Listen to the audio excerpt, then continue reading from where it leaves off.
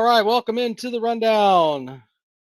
My name is Rob. Thanks for checking us out today here on the Carolina Jackpot channel, also the Rob and Kale Show Facebook page. You guys are awesome. We appreciate you guys checking out the show today. Oh man, so much stuff to get into today. It seems like I'm just like tired, man. I've been working on a project and it's been dragging me down a little bit, to be honest with you. But we're going to put on a show for you here for a little while today. Of course, as always, this is a show of the people, so you guys are welcome to join us as always, and we look forward to making you a part of the show. All right, so the first thing we'll start off with today is Saturday Down South put out their top 25 quarterbacks of the upcoming season. I thought it was interesting that number one on the list. Let's just go ahead and we'll scroll down here. Jackson Arnold at Oklahoma's number 25. 24 is Avery Johnson. Cam Rising of Utah's 23. He's been there about 8 years, it seems like. What's up, Harry? What's up, Beth? Some of the other names on the list. Garrett Green from West Virginia is number 21. Caden Salter from Liberty is at 20. I'm beginning to think that wherever Jamie Chadwell goes, his quarterback's going to be good. It's just kind of a feeling that I've got, and I could be, a little far fetched on some of that, but I like Chadwell as a coach, so there's that. All right. Anyway, so Salter is up at Liberty. They've got Nico Iamaleava at Tennessee, and I'm trying to learn how to pronounce the kid's name because I don't want to be disrespectful to him. I got to get somebody to help me with that, but he's ranked at number 19, followed by Miller Cross at Southern Cal, the guy who's filling in for Caleb Williams or taking over Caleb Williams' spot. Let's just go with that. Then we've got Garrett Nussmeier at LSU, who I think is a good quarterback. Got his chance to see a little bit of that arm, a little bit here and there, even though Jaden Daniels was the man there. Nussmeier, does anybody get the feeling that LSU is going to be really good? I mean, I think there's a lot of people that look at them and be like, oh, this happened, that happened. But, man, Coach Kelly could coach. We goof on him, but the man can coach. His team's not going to be. He took a team last year. I mean, they went to a bowl game. They were a good team, despite the fact that their defense was terrible. Absolutely terrible. So Nussmeier's at 17, 16 for Brady Cook. So let's make sure we put that into perspective. They've got Brady Cook at Mizzou ranked higher than Nico at Tennessee. Interesting. Grayson McCall at NC State, I think that they're going to be good too. But when I see Grayson McCall, and of course, go back and look at the archives of the videos here. Grayson McCall is a great, I think, part of that system, and he may end up being great. But we'll see. How's he gonna fare again when his ability to run is going to be kind of taken away? So there's that too with Grayson McCall at 15. 14 is Riley Leonard at Notre Dame. I don't know, man. I wish he would have stayed at Duke. It's just one of those things with me. But hey, you can't always get what you want, right? Let's see. Preston Stone at SMU. Make sure you keep an eye on this guy because their schedule is kind of flat, in my opinion. This guy last season was really, really good for SMU. Now, can he make the jump up to the group of 5 level, power 5 level, power 4 level, whatever it is you want to call it? Can he make that up there? We'll see. We shall see. Jalen Daniels at Kansas. This guy always seems to get hurt, but he's at number 12. Will Howard at Ohio State. He's going to have all the tools around him. He should be one of the best quarterbacks in the country. I don't really have a problem with that. Connor Weigman at Texas A&M. Now, I don't know how good he's going to be. We shall see. Let's just leave it at that. That's kind of fair, right? You also got Cam Ward, the preseason ACC Player of the Year at number 9. DJ Uiagalelei at number 8. Goodness gracious. I don't know about all that. I really don't. And I just think he's had two different places where he was kind of flat. His numbers weren't really good at Oregon State. Now, not so much. I want to show you something too here, by the way. Let's see if I can, I'm going to show it to you because it's something interesting about Mike Norvell. And let's see if I've got it here. Yeah, I've got it right here. Hold on. Let's see here. Hold on. Stand by, please. Just an interesting stat with Mike Norvell at Florida State. Let's see here. Let's see if I can show it to you. Takes me just a second here. I had this set up in my prep. I'm sorry about that, guys. Give me 1 second here, and I've got it. Come on, load, you bitch. No, don't do that. All right, there we go. All right, so come on. Oh, well, my computer's moving so slow today. All right, here we go. Yeah, so under Mike Norvell, this is the interesting thing here. I'll address your question in a minute there, Lawnmower Man. Let's see here. Share screen. All right, so look at this. Under Mike Norvell, Dave Uiagalelei, DJ's dad, says Norvell's not going to be the key to DJ's success, but he's the reason why so many athletes thrive under his leadership and guidance. DJ's blessed to have Coach Norvell, but more importantly, DJ is finally in a place where he has the ability, to play, basically, is what he was talking about. So here's the quarterbacks that have been under Norvell. A shout out to @todo82. Interesting, to say the least. Taylor Sunseri, never heard of him, undrafted. Taylor Kelly, undrafted. Mike Bercovici, undrafted. Riley Ferguson, undrafted. Brady White, undrafted. James Blackman, undrafted. And Jordan Travis was a 5th-round pick last year. He may have been drafted a little bit higher if it wasn't for the fact that his leg got turned into a question mark.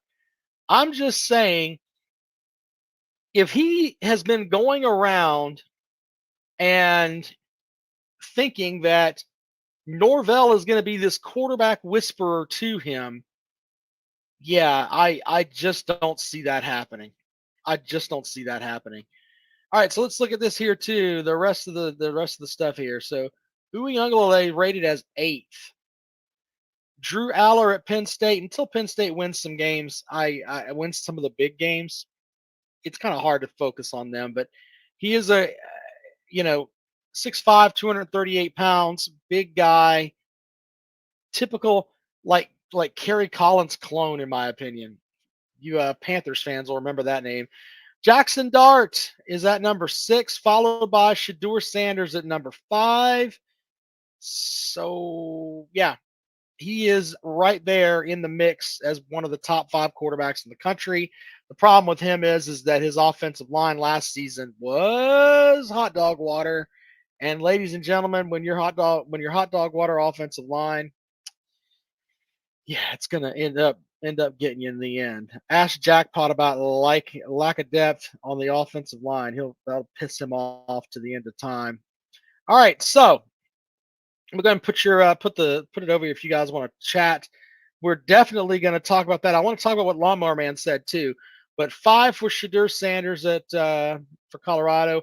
Jalen Milroe at Alabama. I don't know if Milroe is going to be a pro-type quarterback, but he's a big dude that can run and can throw the ball.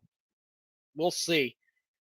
Number 3 is Dylan Gabriel at Oregon. Yes, I agree with that. Somebody that should be in the Heisman conversation, along with Carson Beck, who's at number 2. And then the number 1 quarterback, of course, is Quinn Ewers at Texas. So there you go. Quarterback rankings according to Saturday Down South. I don't really have a problem with too many of those, except for Uiagalelei at 8th. I mean, I would take the kid from SMU over Uiagalelei. He's ranked behind him. I would definitely take Cam Ward. I'd take Will Howard. I would take Jalen Daniels. I would take Preston Stone. I would probably go with Leonard. I'd definitely take Brady Cook. So if I'm just listening to Nussmeier, I would have him over this guy simply because I'm not sold on him anymore. I'm not sold on him anymore. All right, so let's see here. What do we got? We got Lawnmower Man says Clemson has dropped 8.5 wins. Well, I think Clemson's going to be favored in 10 of their games. So let's pull up the schedule right here in front of me here. I think that let's make sure we do it correctly here. Hold on, please. Let's see here. So when I look at the Clemson schedule, they open up with Georgia, and they're not going to be favorites there. But when you look at the rest of the schedule, they've got App State at home. They'll be a favorite there. NC State at home after that. They get 2 weeks off. They get a week off, by the way, which is very strange to have an opening bye that week. So they'll play the 31st, the 7th, and they're off for a week. And then they got NC State. So they get 2 weeks to prepare for NC State. So just looking at that, I know NC State's great, but they haven't won at Death Valley in I don't know how long. And I know those teams aren't playing anymore, but there's something to it. There really is. Ask Tennessee from last year going down to Florida. They should have beat the holy shit out of Florida, and they didn't. And it doesn't make sense. There's voodoo there for them, and until they can knock that off, I don't know if this is the team to do it or not with NC State. The tree is terrible. The tree is terrible. I expect Clemson to be 3-1 going into their matchup with Florida State. Now, I don't think they're going to be a favorite on the road, even though I think odds makers are going to have Florida State as a favorite. I just don't trust Uiagalelei. So I think Clemson wins that game. I really do. But just for the sake of an argument here, let's give them a loss there. That puts them at 3-2. Then the schedule kind of opens up. They've got Wake Forest, who is Clemson for some reason just has their number. They'll win that. They'll be 4-2. Virginia's terrible. They'll be 5-2. They're not losing to Louisville at home. That's 6-2, followed by Virginia Tech. There's your next kind of hinge point game there. Okay, playing in Blacksburg is a tough place to play. I think they'll win that one and be 7-2. They go to Pitt. Now Pitt's always a team that gives Clemson issues. That could be the one that they stub their toe on, but I think the Tigers will be favored there. And so that puts them at what, 8-2. They're not losing to the Citadels, 9-2, and South Carolina's going to be a cakewalk for them. That's 10-2. So yeah, I guess I've got Clemson at 10 wins. So I would take the over on the 8.5. Now a lot of it also comes back down to with Clemson last year. They would have won 10, 11 games last year if they didn't turn the ball over. Don't turn the ball over. They're going to win games. Their defense is good. Their defense is going to keep them in every game. And as long as they don't have pick sixes and Klubnik doesn't decide to just run plays that he wants to on the goal line for Miami, things like that, as long as that doesn't happen, Clemson should be a 10-2 football team. At worst, 9-3 with a loss to either Pitt or Virginia Tech. So there's that. All right. So yeah, if you're asking me about that, what I think, I got him at. I think I've got him at 10-2. I really do, and that's being a little bit not even being generous, to be honest with you. The roster that Clemson has, they should be a 10-2 team. I don't think any Clemson fan is gonna mulch at that. Really don't. Yeah, Lawnmower Man, I think they're going to surprise people against UGA. I wonder if there's going to be, we talked about this last night, is Kirby Smart going to have some suspensions there? Or is Georgia not going to quite have the depth that they normally have? I don't think it matters, but it might in the fourth quarter. If Clemson tries to control the game with Phil Maffa and they put Klubnik in a spot where, look, we're not asking you to win the game here, sir. We don't need you sprinting to the left and trying to throw across your body to the right side of the end zone. And we don't need you doing that. Georgia is too fast for that. We don't want you doing that. What we can do is get Moffitt to run the ball and get Bergenstuhl to I think that's how you pronounce his name. The big tight end for Clemson. Get him to have some catches over the middle to soften that up a little bit so they can't walk up the safety on the on defense. And Clemson, if they're able to do that, they could keep it close against Georgia. They could. This whole adage that Georgia's going to blow them out by 45 points, I just don't see that. Some Georgia fans have really been in my mentions talking about, oh, we expect to win by 4 touchdowns. I don't know what planet you live on where that's going to happen. Now, of course, you can feel free to come back here and bitch at me later on if Georgia does that. I just don't see it. Now, I know South Carolina fans who have a piece of shit football team, they're going to be hoping on hope. I mean, it's literally, oh, it's Georgia. And a lot of that comes back to they can't compete with Clemson. So they're just going to be like, oh, man, we better hope Georgia beats them. Better hope Georgia beats them. Because if they beat Georgia, not saying they will, but if they beat Georgia, they're going 2-0 against the SEC. And that shits on the argument of, oh, the SEC is the toughest ever, blah, blah, blah.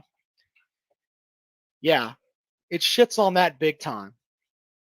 You schedule a sixth of your schedule against SEC teams, and, yeah, they can't get it done.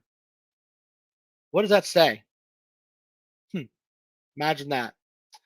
Is Sammy Brown going to start? Yeah, I don't know.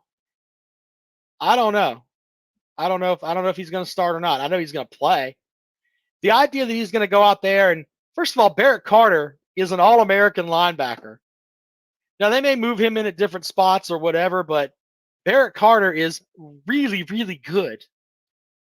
So, yeah, I mean, the idea of having him out there, and they may play different linebacking spots, but yeah, Clemson's going to be fine. I wouldn't worry about that.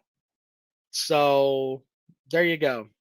Spurs up with another dumb comment. The rest of the schedule might as well be FBS schools. See, here's the thing.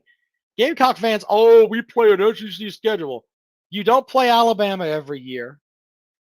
Now you don't play Georgia every year. Hell, you don't even have Tennessee on your schedule. Yeah, Alabama on the schedule this year will be the second time in 2 times in 14 years you played them? You're the biggest fraud ever with stuff like that. It's ridiculous. South Carolina would be 5-7 with this schedule. With the ACC schedule that Clemson has, in fact, if I look at it right now, you lose to Florida State, you lose to NC State, you might lose to App State, you definitely lose to Georgia. You could start the season 0-3. You could be 1-4 after Florida State. You probably beat Wake Forest. You beat Virginia. Louisville's a toss-up. You're not winning at Virginia Tech, and you may not win at Pittsburgh.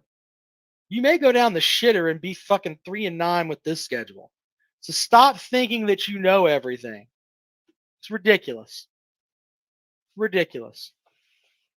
Sellers and Harbor are going to surprise that. Yeah, just like we were told that Spencer Rattler was he's going to have another year where he's going to go out and throw the ball all over the place against Clemson. Yeah, he almost died in that Clemson game. Literally. Almost died. So, yeah, same thing. Same thing every year from Gamecock fans. Every year. And then they'll talk about they win one game against Clemson in like an 8-year stretch, and they make Christmas ornaments, and they're the happiest people on the planet. Just get out of here with that nonsense. I mean, you don't have the horses, man. You don't. So there you go. Yeah, he did beat them. Yeah, but he didn't last year, though. Go back and rewatch the game. I know it's hard for you. Go back and rewatch that game and watch how he almost died. Literally, watch how he almost died. So there's that. Also, one other thing too. I think Sellers may be a good quarterback, but you don't know that yet. You don't really know that at all. Can he read defenses? We don't know that. You don't know that either. So sitting there saying, "Oh, Sellers is going to bust your ass," is he? Is he really? Show me why. Show me proof of how that's going to be. Besides the fact of, "Oh my God, this is what they're throwing at us." What a mess. Study up, boy. Study up what? What am I studying? This guy's supposed to come in and be the greatest ever when, okay, whatever. Maybe, how about this? Maybe we gave Shane Beamer a bunch of shit last year for putting Rattler in games and not getting Sellers snaps. Maybe there's a reason he didn't get Sellers snaps. Maybe Sellers wasn't ready.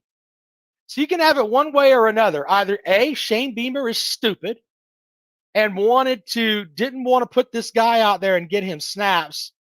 So you either have a dumbass coach or you have a quarterback that's not ready.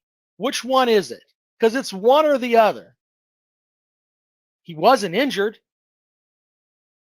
Why not put him out there, right? It's either A, your coach is dumb as hell, or B, he's not ready. Which one is it? Just asking. Big Barney Ross with a good comment. He says, why can't it be both? Maybe he is dumb. Maybe it is all of it. We'll check the red shirt stuff on that. But the reality is he should have put him out there to get him some snaps, knowing point blank that if that's supposedly your guy, why was he not out there? Why take the chance? Take the chance of what? Of him dying out there?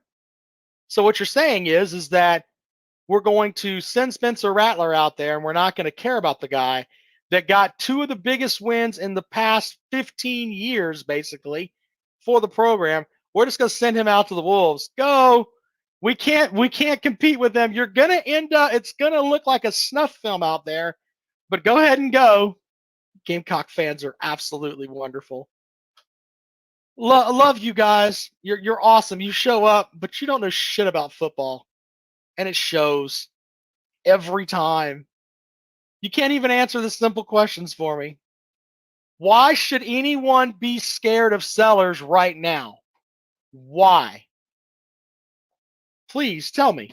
Oh, he threw a pass here. He threw a pass there. We have no film on him to know if he's worth a damn or not. We really don't. But good effort with that. Good effort with that.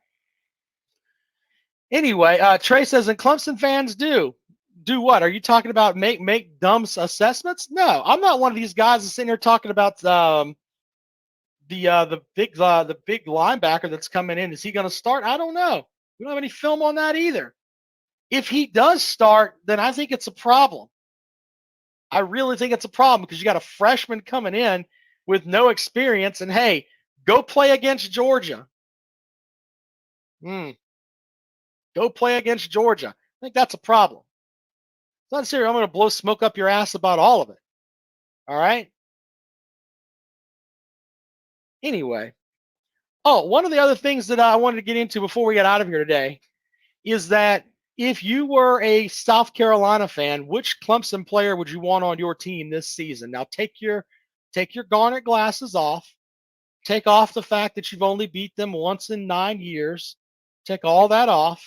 Slow down for a second and think what could help your team most this season. And for Clemson fans, it's the other way around. Which player from South Carolina could help your team the most this season? So when I stopped to think about it, for South Carolina, if they could get, in my opinion, Barrett Carter, the All-American linebacker, to help anchor their defense, I think that would be the best pickup for them. If I were a Gamecock fan, that's who I would want. But that's just me. Now, on the other hand, for Clemson, I know that Clemson fans are obsessed with these two wide receivers that are coming into the program, but if I could get Nick Harbor to come in on that offensive side of the ball for Clemson, even though I worry about him catching the ball. I do. But as far as the specimen that he is, the speed that he has. Hello, son. Dad's busy. Can you give Dad a minute? Later. My son paying us a visit here. He's getting ready to go back to school. Anyway, I would go with Harbor simply because of the specimen that he is and his ability to help that Clemson wide receiver core. So that's what I'm thinking.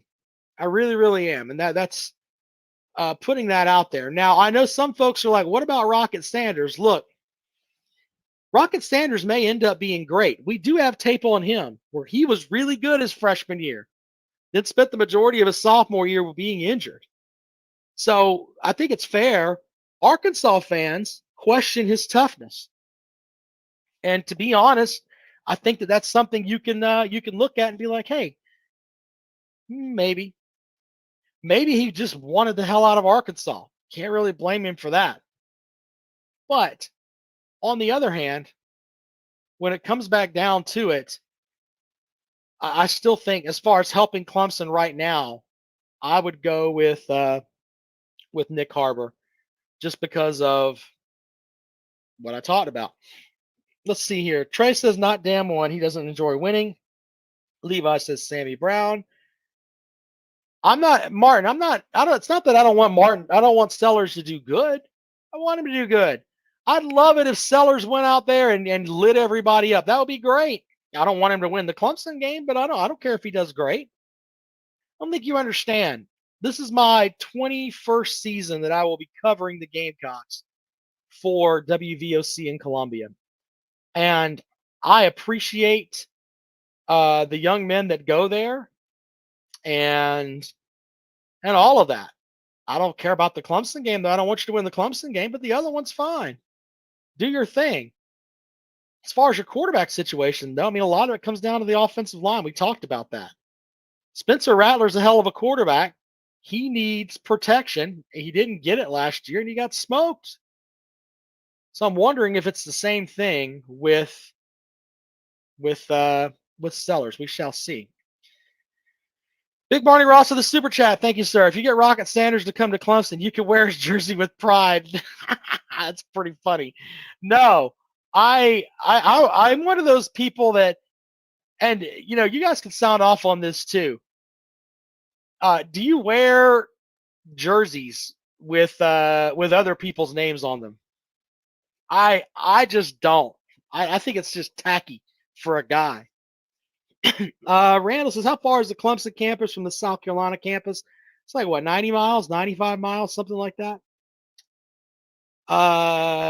Levi says he'd want Kroger. The dude is the best punter in the nation. Yeah, you could definitely go that route. And I'm not knocking just the Kroger guy or mocking just getting a punter.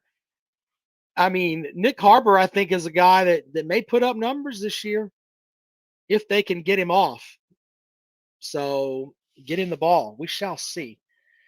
Let's see here. I'm going to put this link out there. And if you guys want to join us, feel free. Last night's show, by the way, kind of went off the rails a little bit where the Tennessee folks were. There was a group of them just standing there in their overalls, calling in from different spots, playing the damn Rocky Top song. What the hell are we doing here? I don't know. What a mess. So, yeah, I mean, I wish I could tell you something cool about that, but I don't know.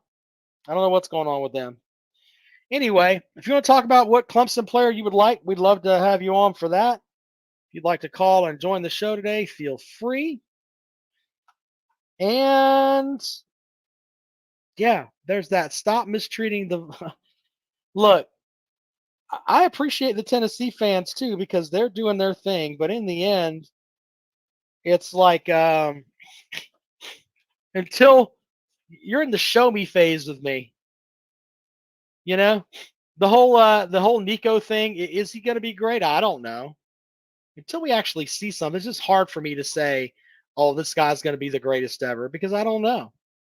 I haven't seen anything that makes me think that. You know what I mean?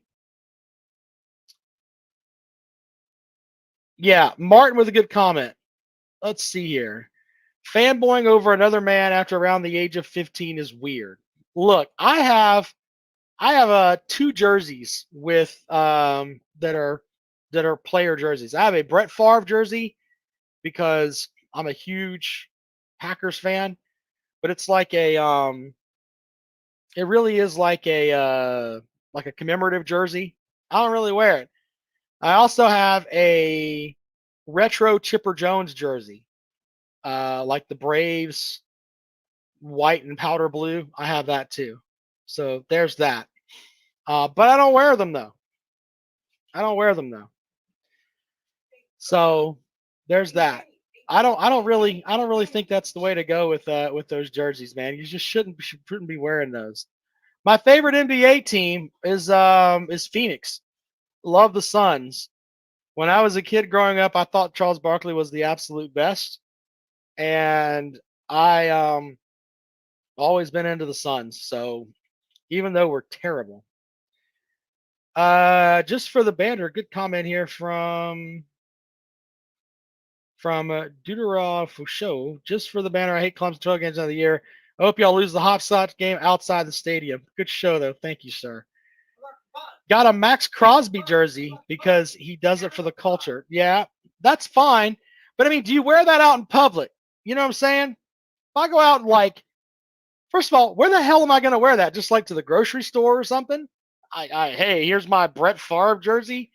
Here's my I have a Dan Marley Suns jersey, by the way. One of my good friends, that was one of his jerseys. He passed away. His mom gave it to me, so it's sentimental to me on that front. But I don't wear it anywhere. You know what I'm saying? It's just not my thing. Let me see who's at the door. Hold on.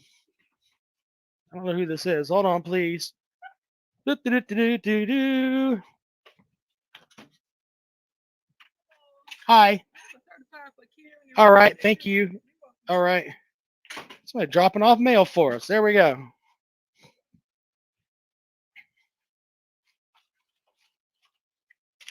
So, anyway, are you going to wear that jersey?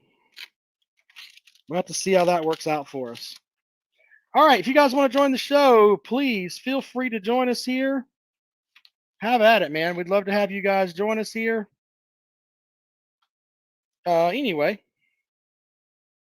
people dropping off mail, all kind of mail and stuff in the middle of the program. What a mess that is.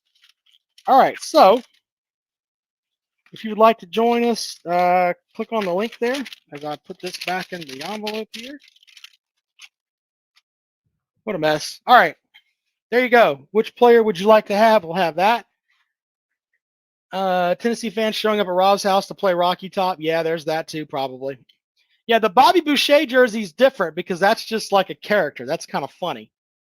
So, let's see here. Baylor Man, 26th date. Yeah, your mascot's fucking weird, dude. We've talked about that before. So you'll wear it at a Super Bowl party. That's fine. I would probably wear like a retro jersey to a Super Bowl party. That's fair. Like I could wear the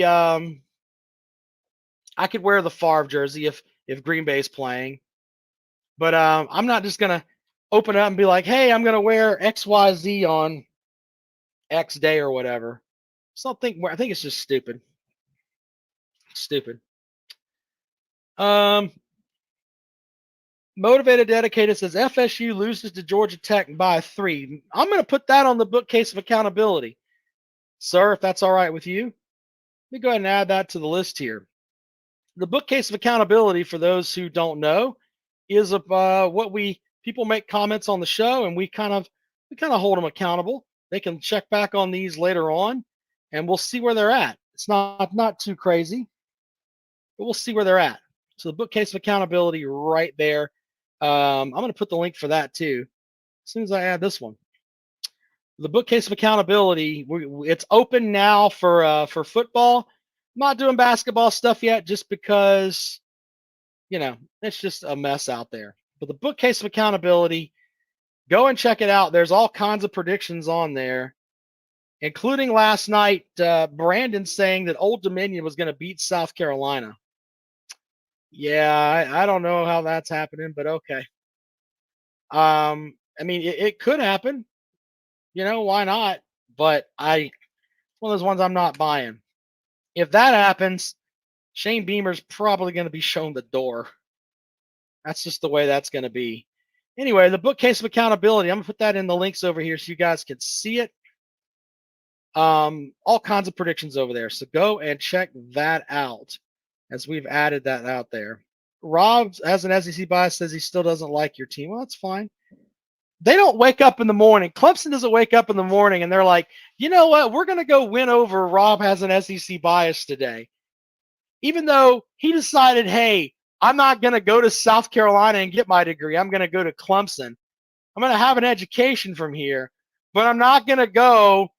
I'm going to take my fanship down to the chicken peckers. What a mess. Bless your heart, sir. Bless your heart. Anyway, I would add Big Barney Ross is here. Bookcase of accountability. Stu's blood pressure hits 210 over 120 before opening kickoff. Problem is that if I have no way to measure that, so we can't check that one out. I mean, that may be good or not. Yet. Let Dad finish his show, son. Jaden going to be age 21 in 4 years. So my son, when he turns 21, we're taking him to the Golden Gate Bridge. Jaden is autistic and he loves bridges and everything else. The big thing for him is to go to the Golden Gate Bridge. He's been wanting to go forever.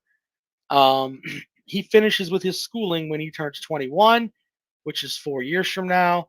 So he comes and asks me every now and then, hey, when are we going to the Golden Gate Bridge? When you turn 21, sir.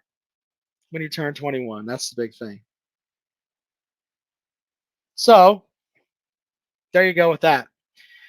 Motivated, dedicated says, I think Beamer lasts one more season. Huh. Rob has an SEC bias, smart enough to get in, but not dumb enough to wear that ugly ass orange. Sir, you don't have to wear that orange. You wouldn't look good in it anyway. You wouldn't look good in it anyway, sir. All right. So what else do we have today? I thought there was one other thing I wanted to get into. Oh, yeah. I was reading. I gave you the SDS top 25. And let me give you the rest of it here. Oh, I gave you the top 25 quarterbacks is what I gave you. Hold on, let's see here. See if I can give you the rest of their top 25 that they released today is out. Their preseason top 25. This is like bookcase of accountability worthy here. Let's see where they have at there here. Come on. Computer's acting silly today. But let's give it a minute. I don't know why I like. All right, so their preseason top 25. They have Louisville at 25, NC State at 24, A&M's at 22, Miami's at 18, Clemson's at 16, Oklahoma's at 15, Tennessee is at 13. Hello, son. Age 19. I know. Yep, 20 and 21. Let Dad finish, son. Florida State is at 12. LSU is at 11. Age 27. Yes, son. Bless your heart, Bubba. Give me a second here. Age 21. Yeah. All right. So anyway, they have Michigan, the defending national champion, at 10. Notre Dame's at 8. Mizzou is 7. Ole Miss is 6. Alabama is 5. Texas is 4. And then Georgia is number 1. So there you go.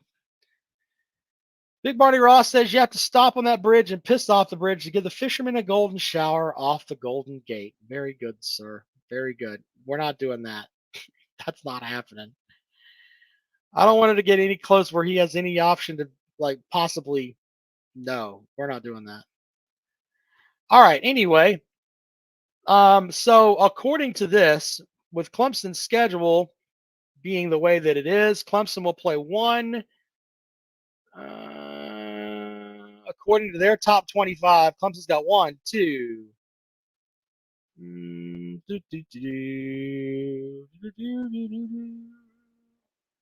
Three, four of their games are top 25 opponents. They have the Clemson schedule's garbage though, right? So, just saying.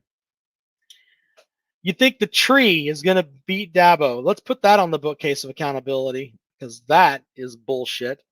We'll definitely add that. Oof, that's not happening. Do you know that I think I gave you this stat the other day? Like Cal and Stanford have not had a winning season since like in the 2020s. So there's that too. Thought that was kind of interesting. Let me add that to the bookcase of accountability here because Rob has an SEC bias has pretty much lost his mind. He's just throwing out things and hoping that one of them will stick. That's why you'll see a bunch of his bullshit on here because he literally is in the spaghetti theory. I'm going to throw everything I can against the wall and see what sticks. That's where Rob has an SEC bias is. You should check out his stuff there. Let's see here. Anyway, yeah, so interesting stuff there with the top 25 coming out. I think the Jaden, calm down, Bubba. Let's see here. I'm trying to figure out when the AP poll is released. When does that come out? Let's see here. It comes out.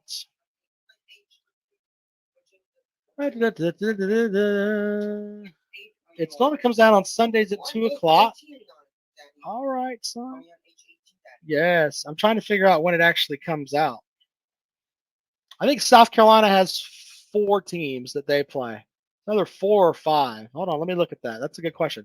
South Carolina has Clemson as 1, A&M is 2, Oklahoma would be 3, LSU is 4, and then Missouri would be 5. And Ole Miss is 6, by the way. Sorry about that. The most favorable schedule I've seen so far is Mizzou. Mizzou's schedule is beyond favorable. They got Boston College, which is weird. They go to UMass.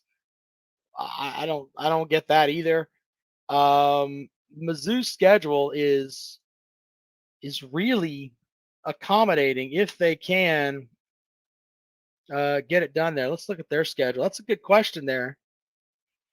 Yeah, they play Virginia Tech too. That would be another team. They're on the list too. Sorry about that. Let's see here. Mizzou. Yeah, so Mizzou plays Murray State. God bless the Racers.